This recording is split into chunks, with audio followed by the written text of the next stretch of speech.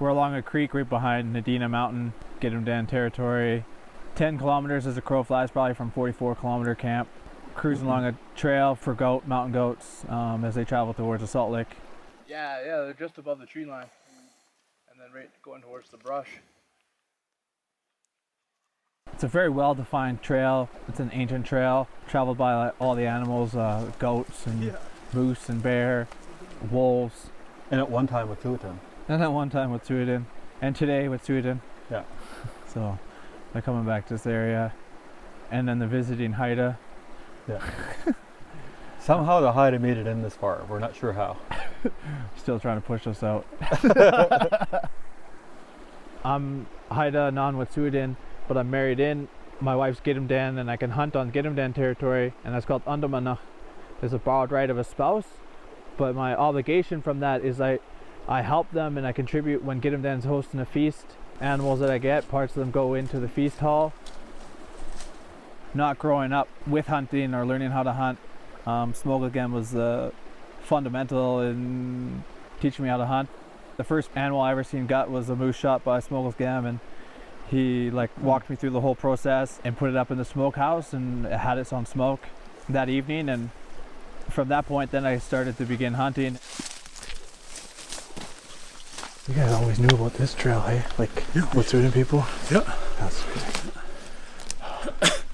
They always talked about the trail that went over the saddle to the 2 lakes. Okay. It's these ones.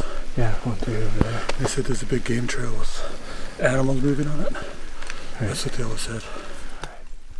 It's sad to say that I didn't grow up with it, but learning those skills as an adult, it's fundamental becoming an Indigenous man to learn those skills. And I think it also speaks that it's not too late to learn those skills, and that's the impact of colonization on us, and we have to undo that even within our own lifetime and unpack it. And it's a constantly learning journey, but that's our situation that we're in.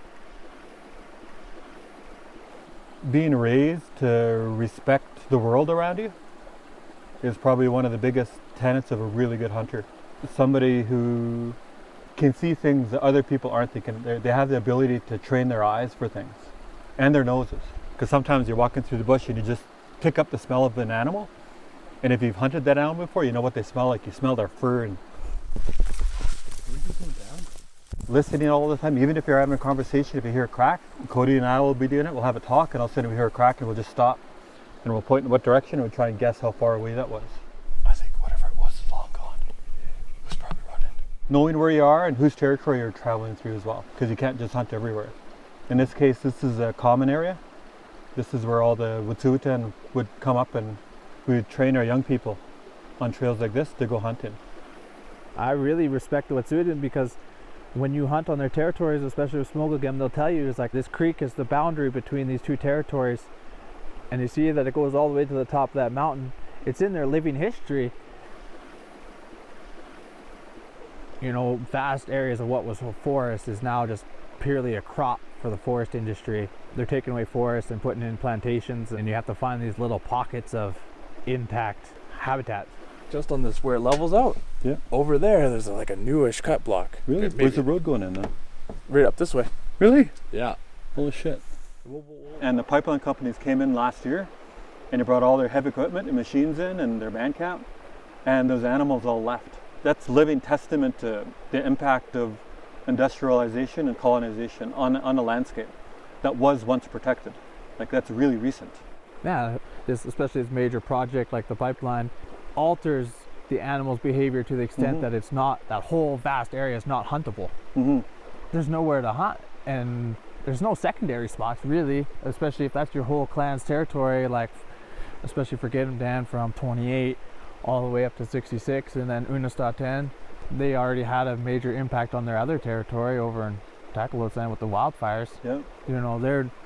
Their huntable areas is down to not very much.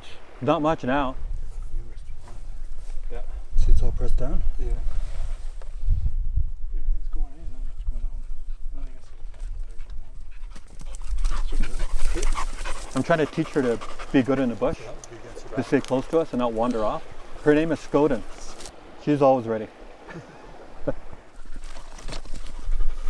She gets weirded out by elevators.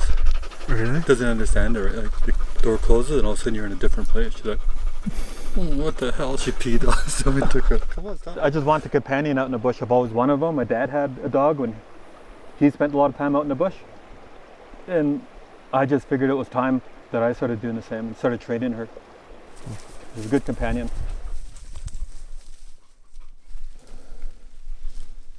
Every spring our people would collect goat wool off the branches, and the weavers would make chilkat blankets with them. Yep, a couple years of that and you got a blanket. I mean, I think harvesting the animal is only one part of hunting, and I think understanding the ecosystem and being a part of it and contributing it to its health is also part of hunting. That's equally your responsibility, if not more so than your responsibility than just harvesting animals, is to care for the health of the land and the waters.